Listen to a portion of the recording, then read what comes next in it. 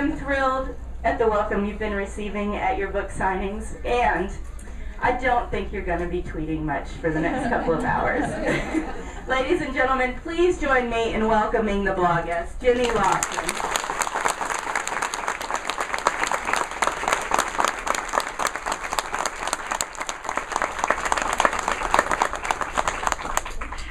Holy shit, there's a lot of I should not have said holy shit out loud. Twice. Like, we're right next to ages 0 to 2.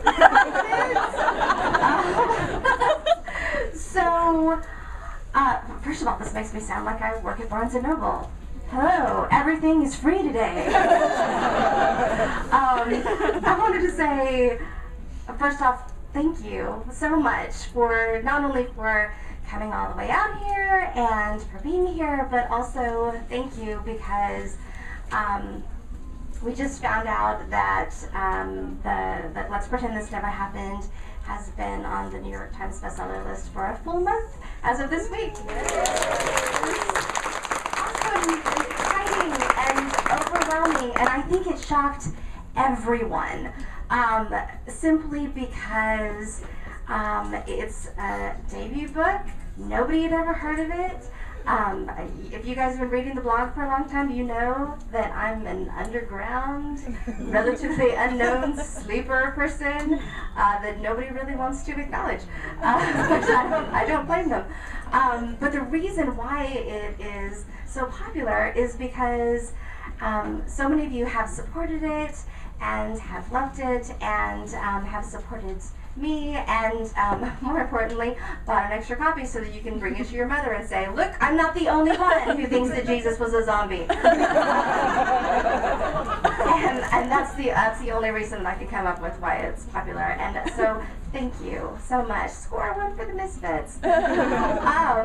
I am going to be doing a reading today, and if you went to yesterday's reading, I was like, oh, I'll do a whole new one. I'll do the one about vagina because I'm going to say vagina like 8 million times and it'll freak out everybody walking past. But then I started practicing it, and I was like, what if I can't say vagina right? And so I was like, oh, I'll just go back to the old one. And so if you saw yesterday's, you're gonna hear it again, but it'll be great. It'll be fine. Also, I've taken a lot of drugs. I don't know if it's obvious or not, but I had a little bit of a panic attack, and my therapist, who is awesome, before I started traveling, said, oh, I've got this special drug for you, and performers use it when they're going on tour, and it's going to be great. And I was like, is it cocaine? And she was like, it's better than cocaine, and it is, because it's, I don't know what it is, it's a beta blocker. It like makes my heart stop or something. It sounds not healthy, but it works. But it also makes me a little woozy. So, I'm not drunk. Have not had anything to drink in 2 days, but it's going to seem like I'm drunk. I'm going to, first of all, start with a disclaimer, a very important one, and one that I should have started with before I said the F word many times.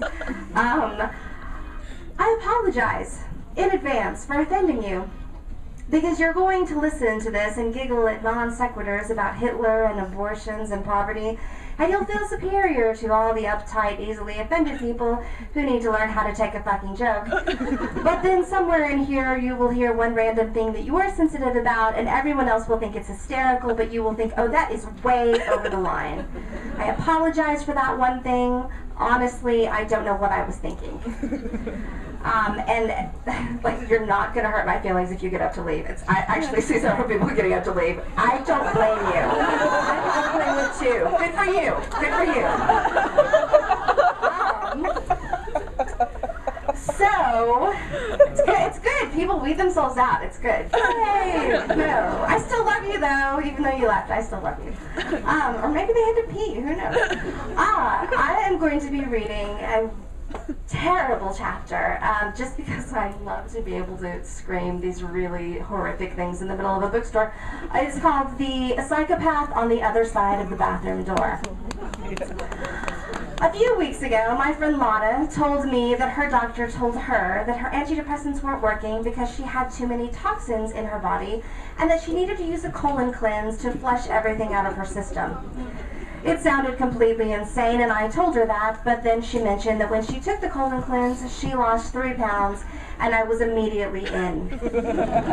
I convinced myself that I owed it to my family to have my crazy pills work properly, but really I just wanted to lose 3 pounds without working out, and that whole last sentence kind of proves why I need to be on crazy pills. So I went to the grocery store, but I couldn't find the colon cleanse. I considered asking the pharmacist, but as I was waiting in line, I had a conversation in my head that went something like this. Yes, I'd like some colon cleanse. I've never heard of that, said the pharmacist in my head. Sounds like something deviants use. No. It's something that cleanses out your colon so that your antidepressants work better.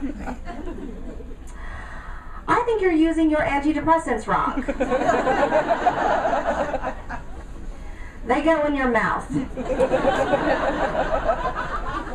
You are surprisingly unhelpful for a healthcare worker. I'm calling the police, you deviant. And I'm not sure why I jumped right to the pharmacist calling the police, but once the thought was in my head, it was stuck there. And so I panicked a little when the pharmacist asked what I actually needed. I paused awkwardly, and then I asked where the reading glasses were, and then he said that they don't carry reading glasses, which is weird because most pharmacies do, and I always like to try them on and pretend that I'm a naughty librarian.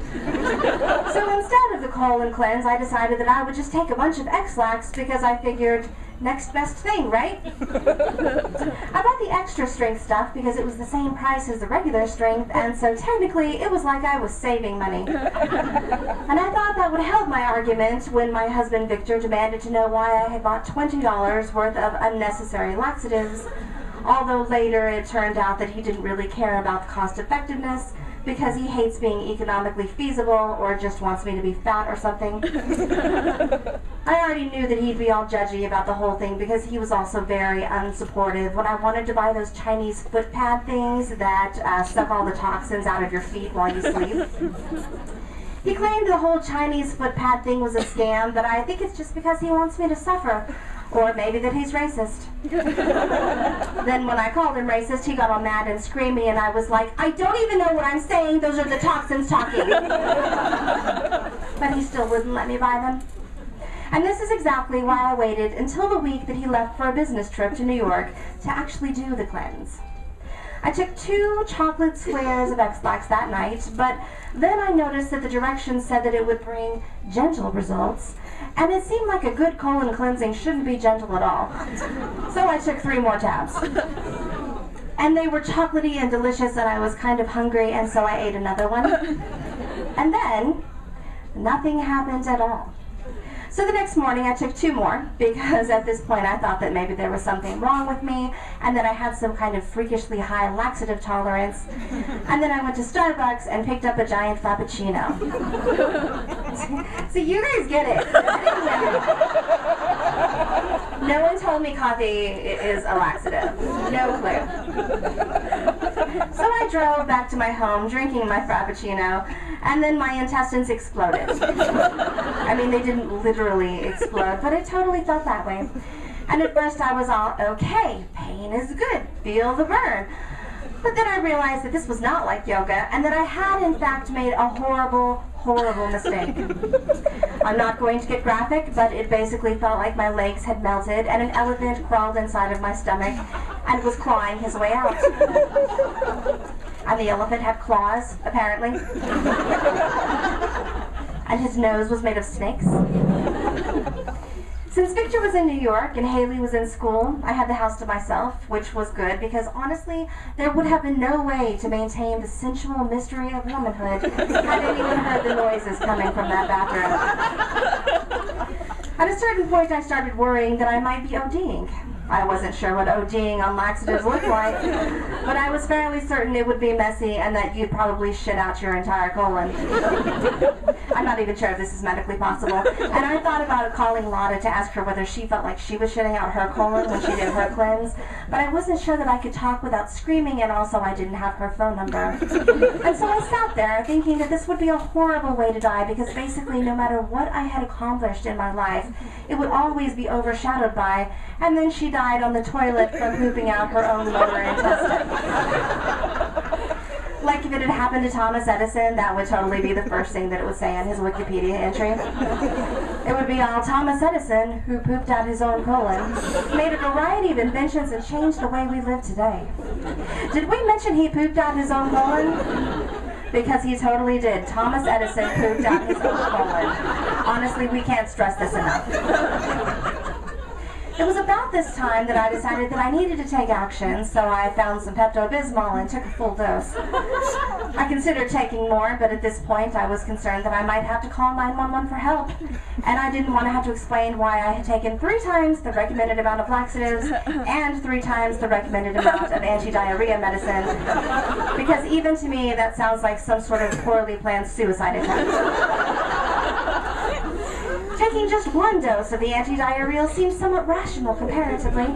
Surely, I thought to myself, this will make me seem much more credible and much less likely to be put on suicide watch. Of course, the Pepto-Bismol was no match for the raw power of the X-Lax and was much like wearing shin guards in the middle of a tornado. Except even less effective, because at least with shin guards, when they found your body later, you could wear a skirt in your coffin. Unless you got your legs ripped off entirely, which is totally possible. But the Pepto-Bismol didn't do anything at all except turn my tongue black. Interesting side note here. I thought that everyone, when you take Pepto-Bismol, it turns your tongue black. Turns out that only happens to like 1 in 6 people, and I didn't realize this until I wrote the book and people were like, what the fuck are you talking about? And the reason that I know that it only happens to 1 in 6 people is because Pepto-Bismol contacted me. And that they were unpleased.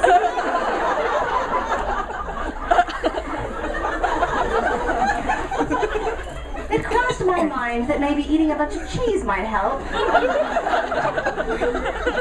homeopathic.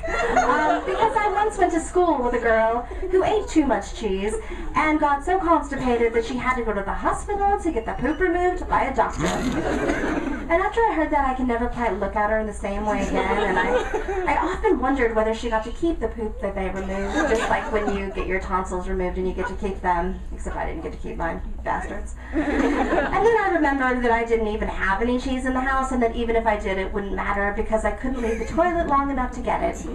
And that's when I heard the noise at the bathroom door. It sounded like someone leaning against the door and tapping it lightly with his knuckles, and I was all, oh my god, I didn't lock the bathroom door.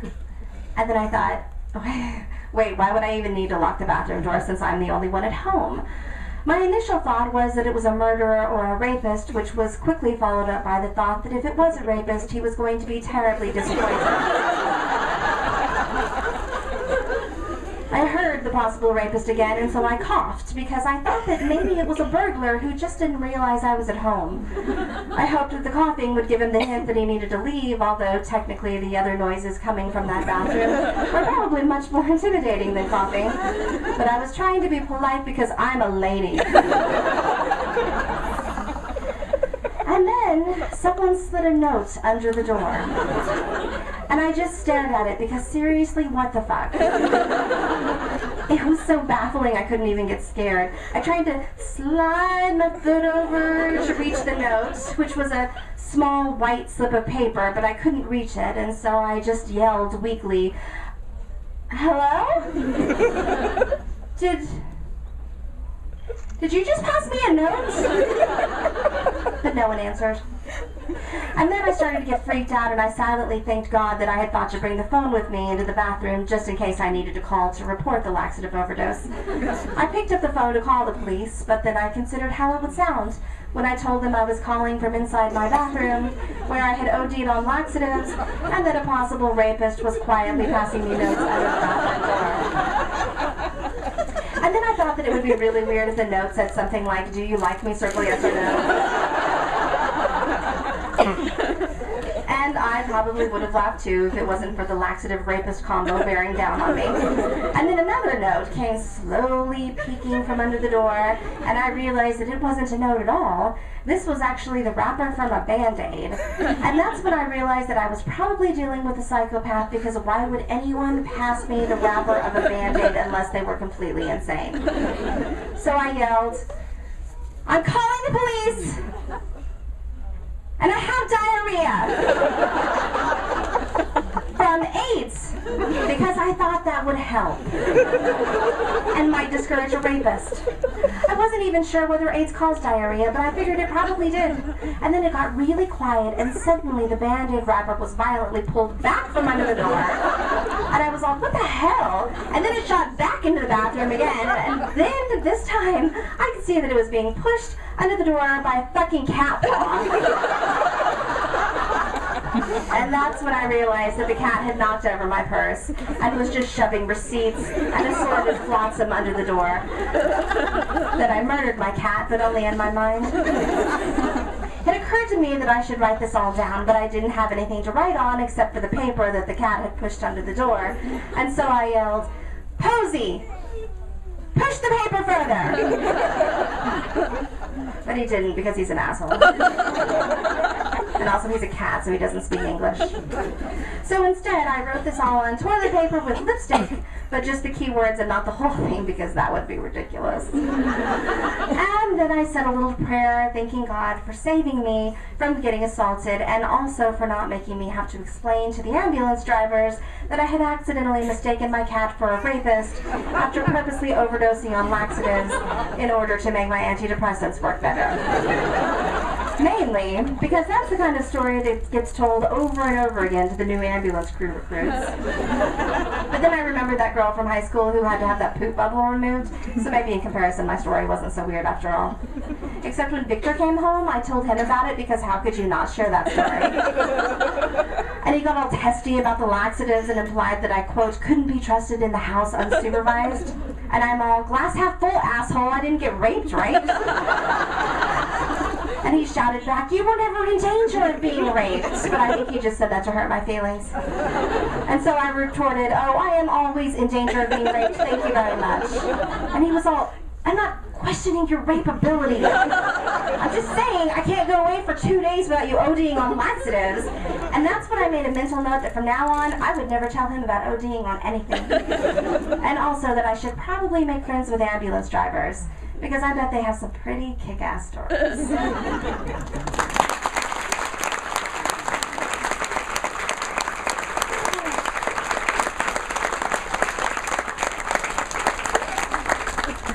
That was really scary. I just yelled, "I have diarrhea," and then got it at the bookstore. Like, everybody at Starbucks is like, "What? What's wrong with her?" Sorry, Starbucks. That probably didn't help your sales. So we've done the readings. Now we can go to move on to the Q&A section. So, what questions do you have for me? I'll just make shit up if you don't have it. Yes. Way in the back. How's Posey doing? Posey is still alive, amazingly enough, 17 years old. He has taken to sleeping with his eyes completely open, which is really fucked up. And he just he'll just lay there with his eyes open, and he's like skinny and gross looking, and he's allergic to himself, but he's so sweet. And I'm like, "You're gonna make it, you're gonna be immortal." He's gonna be the first vampire cat. And I had an exterminator that came over, like, I guess a month or so ago, and he came in and he was like, "Ma'am, I'm sorry, your cat is dead." I was like, "No," he just sleeps with his eyes open. He was like, "No, ma'am, I'm sorry, I'm so sorry, your cat is dead." And I was like, "No, that's just normal. He's fine." And meanwhile, Posey's just laying there with his eyes like wide open, like upside down, and he's like, "Kitty, kitty." And Posey's deaf. So he's just still lays there. He was like, ma'am, I'm so, and I'm like, no, he's fine. He's fine. And so he like poked him, and Posey was like, meow. Scared the shit out of the exterminator. Like, I thought he was gonna die. It was awesome. You had a question. Yes. Why aren't you wearing your confidence wig? I am not wearing my confidence wig because I get like super hot and sweaty when I do this. And when you're wearing a wig, it's like wearing a big wool hat. And so that's part of it. And the other part is that I'm on a lot of drugs. So that's kind of my confidence wig. And the last part is that I'm trying really hard to kind of find my own inner confidence wig, which is invisible. And so far, I have gone through the entire tour. One time I wore a ponytail, but aside from that, I have not worn a confidence wig even once, and I'm kind of proud of myself.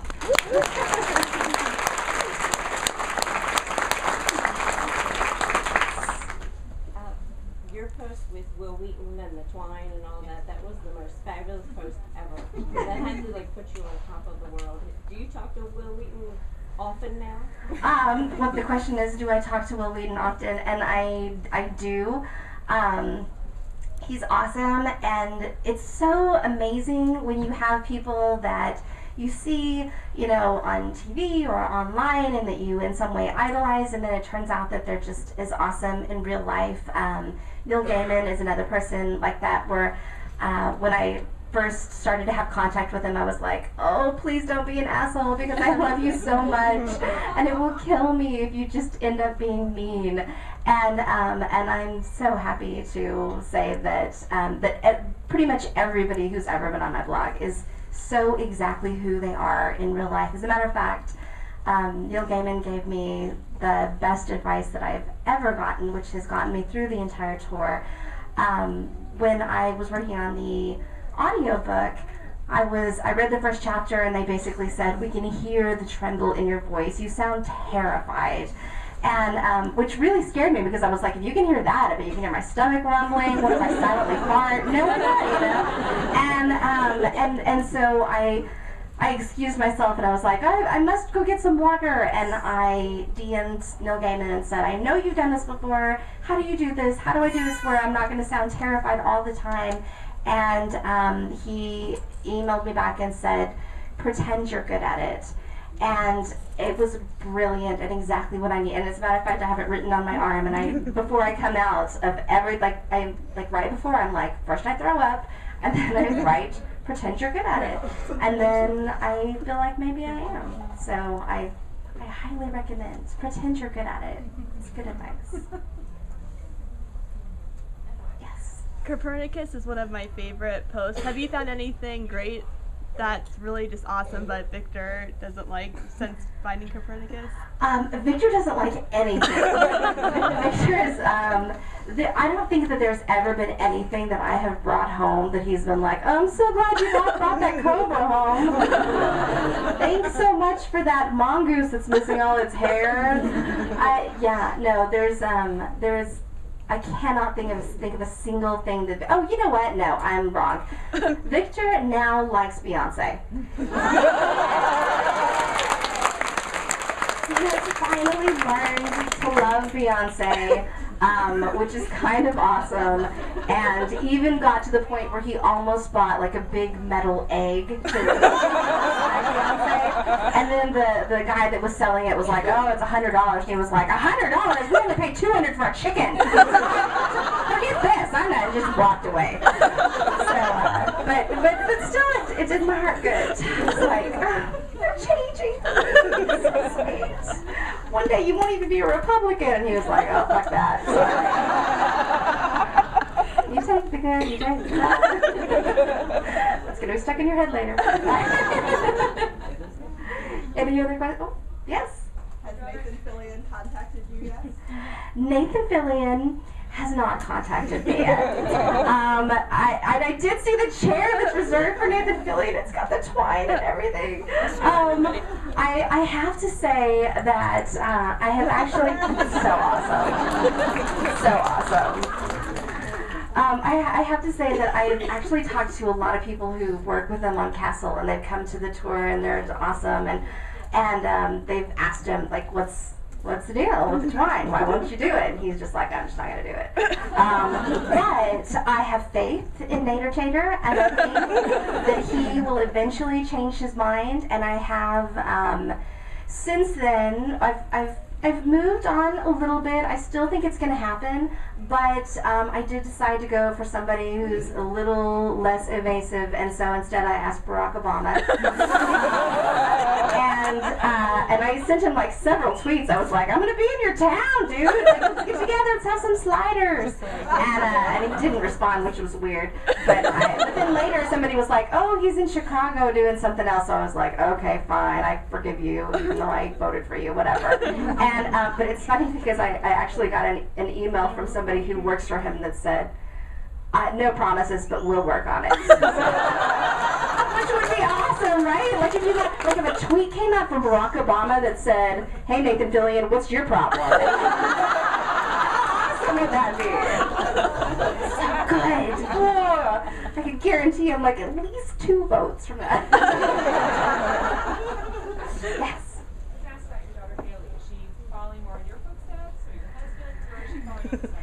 And my daughter Haley follows way more on, she follows me, she follows me on Twitter. No, that would be terrible. Horrible mother I would be. No, she wants to be a writer, and she wants to be a singer, and she does drama camp, and so in that way she doesn't follow me because that just makes me want to throw up thinking about standing up for people. Oh my God, that's what I'm doing right now. All right. Yeah. Oh, I'm good at this. Okay.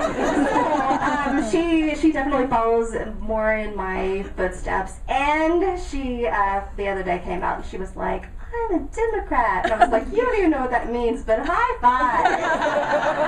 And then Victor died a little inside. Any other questions? Oh, in the back. What does Victor think of the book and the success of it? Victor has not read the full book yet. I don't know that he ever will. He doesn't completely read the blog. But he's extremely supportive of it, which is great.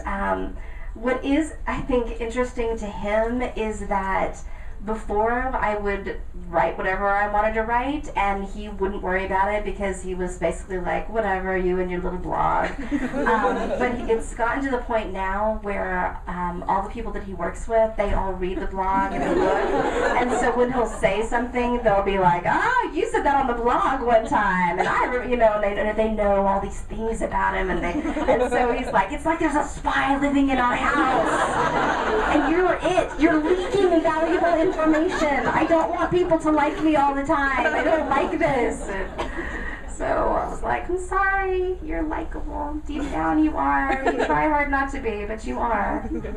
Yes. The chapter with the bobcat, I was like crying, sitting in my chair, rocking back and forth. My husband was across the room going, okay. But how are your in-laws?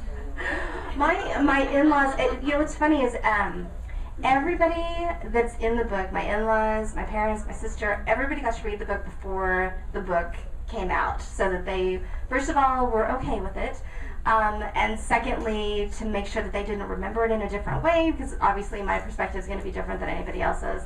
What was great is that so often they would be like, oh, we've got pictures of that, and so which really helped because there's so much of the stuff that would not be believable if you didn't have pictures. Obviously, I have so many pictures of me like sitting like cuddling bobcats while I'm like watching the Smurfs, you know?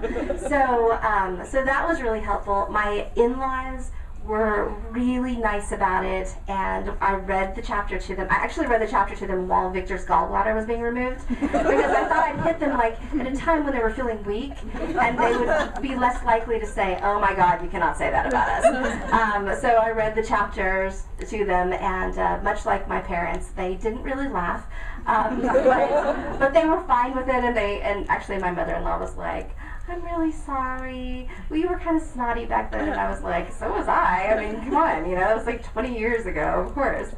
but they were very supportive, and as a matter of fact, my in-laws even gave some of the pictures for the book to happen. So it's really nice. Everybody's been very supportive. Yes. If the doctor showed up in the TARDIS, would you go with him? Oh my God, yes. Like, show me somebody who would say no, and I'll show you a liar. Everybody would go with the doctor if he showed up in the TARDIS, especially the 10th Doctor.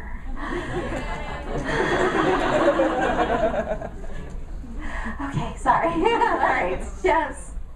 Will you do the Christmas Miracle? Host that again? The Christmas Miracle, so we did it the first year we did it was 2 years ago, and that was, for those of you who don't know, it was this accidental Christmas miracle where basically I had bought this horrible, wonderful, jolly, giant boar's head named James Garfield, and my husband was very upset that I had spent $90 on it, and was just really, really ticked off. So I was like, okay, you guys, I need for 9 of you to buy a homemade Christmas card for $10, and I'll make it, and it'll be awesome. And it had like James Garfield, and it had all sorts of Christmas lights, and it said stuff like, "It's getting motherfucking festive in here, y'all." They were great. And what happened was, it is in the book. I forgot. And what happened is, so many people bought them that James Garfield made more that month than I did, and so I took that money, and Victor and I were like, we did really well this year. We were so lucky. People were so helpful. Why don't we take that money and give it to people who are struggling?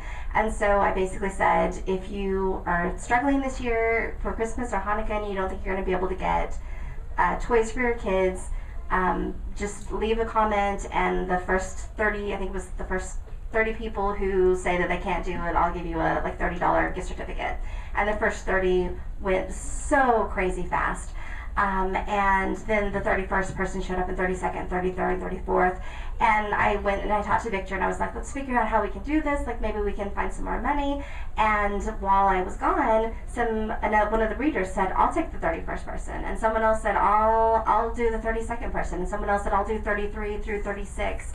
And what happened was, with absolutely no planning, no outside support, no sponsorship, and no one getting anything from it, strangers helping strangers, over $42,000 worth of gift cards were given to total strangers to make sure that kids had Christmas and Hanukkah, which was so amazing. It was also completely exhausting because I was not prepared to do that on my own, and so I got really sick because I have really bad rheumatoid arthritis. And so the next year I said, well, we can do it again, but I can't be in charge of it. So instead we'll do Project Night Night, which gives to homeless kids, it gives them a stuffed animal, a security blanket, an age-appropriate book, and a brand new bag. And they're not going to hit their goal. They're like 7,500. They're not going to hit their goal of 7,500 kids for right around the end of December. And so I was like, let's do that instead. So if you wanted to donate to these kids. And we way surpassed that. And Project Night Night basically said, you always hear about social media and about how amazing people are and how they pull together, but we've never actually seen it firsthand. And they sent such fabulous pictures of these kids who were so happy to get these security blankets and their books and their stuffed animals. And so I think we probably will continue to do it, but with the Project Night Night because it's so much easier to have to just be like, this is gonna be our project for the year. Let's focus on it. So, yeah. Did Legos ever send you the replacement for the? So what happened was, years ago, Lego sent me these. They sent me a whole bunch of cross-dressing mini figurines, and they did it accidentally. What they did was they sent me like the Britney Spears top, and it had like full cleavage, spangly outfit, and then the head was this very angry man with a mustache. And they sent, but that's all they sent. And they sent like a giant Like they probably sent like 200 of them, and it was, and I was putting them all together, and I was like, this feels like I'm a big supporter of the gay and lesbian community, but like an entire box of these. So I wrote this blog about it because I was like, apparently Lego wants me to write about this. They sent it to me. And they immediately were like, oh my God, we're so sorry. We are so sorry. Like, how, you know, wait, please send them all back. And I was like, oh, hell no. I'm not sending them all back. What was really funny is apparently I cornered the market on these guys because no one else could find them anywhere. Like, people looked everywhere for them. And I ended up giving a bunch of them to different charities who did, like, auctions, who auctioned them off because people were like, we've got to have the cross-dressing Legos to, like, complete my set. And it was kind of awesome. Lego was not that happy about it. I was like, come on, Lego, be cool. Any other questions? Hi, Jenny. Do you know where the red dress is today? The red dress today is with Queen of Spain, and she right now is fighting a very tough fight against lupus. And she has had it actually for a little while because she just hasn't felt well enough to actually wear the dress. But once it gets back, I think it goes to one other person, and then after that, the person who made the original red dress is working on making a new one, and so a brand new one will go out there into the world. And I don't know what will happen with the other one. Maybe we'll auction it off or something. We'll do something. But good question. I think we have time for one more question.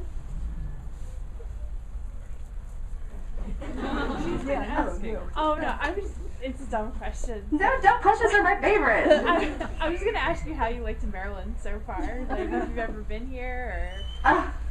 You know what's really funny is I didn't even realize I was in Maryland.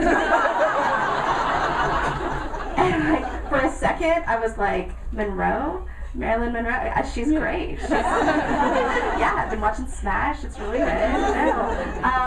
Marilyn is so awesome, so pretty, and everybody is so nice. So nice. Or at least so far. I may change my mind, but at least so far, everybody's been so crazy nice, and I'm so glad that I got to go here, and I got to go to Maryland yesterday too. And they never let me do 2 stops in one state, so I was like, woo. And also, this is my favorite because tomorrow I get to go home and see my daughter. So I was like, I can like lay it all out. So you guys get to get my end of the tour, semi-exhaustion, but also like super excited that I get to do it one more time. So, shall we start with the signing?